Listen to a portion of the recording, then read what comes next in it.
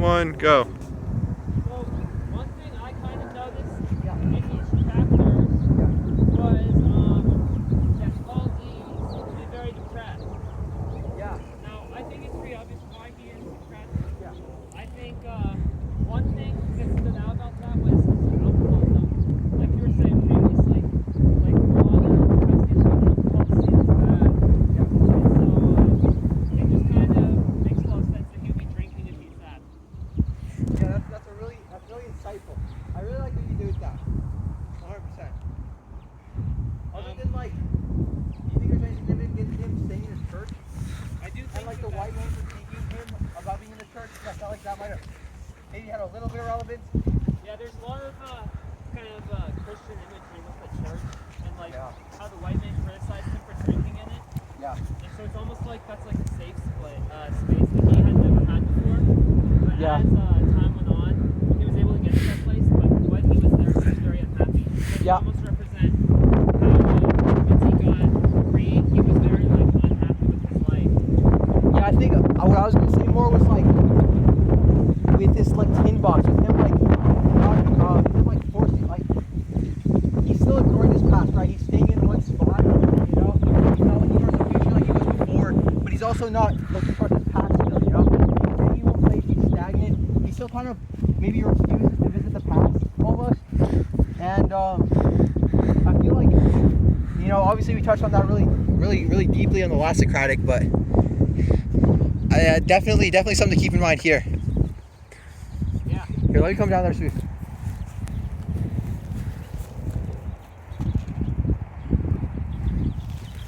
Yeah, so I kind of want to talk about this stream of consciousness thing. With like, because obviously we like started like a little conversation in class, just like thinking about it. Oh yeah. We didn't really, since that was a weird chapter to kind of have in this section of the reading.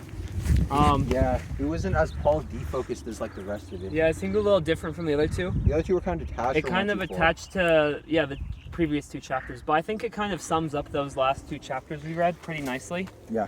As it kind of encapsulates all three kind of perspectives into one stream of consciousness, which is an interesting literary device that's used by Morrison.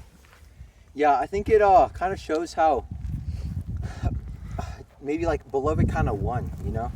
Because obviously she was trying to, you know, consume Setha, and it seems to me like she kind of won here, you know? Yeah, it makes me wonder if it's going to even get to a point where Setha tries to kill Beloved again. Or tries, yeah. Oh, that would be... Or if another situation like that will be presented to her and she'll make a different decision to show character growth. That would be quite the... Spectacle. Quite the spectacle.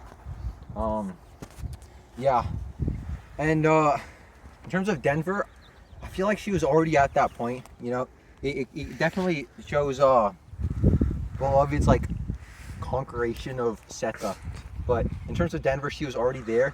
The fact that Denver is now scared of her mom, though, like a little bit, is like, was set out to me, because you could always feel some like apprehension.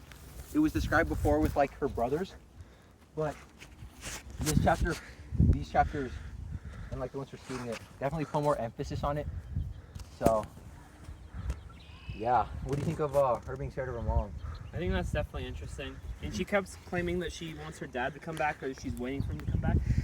And so she probably doesn't know much about him.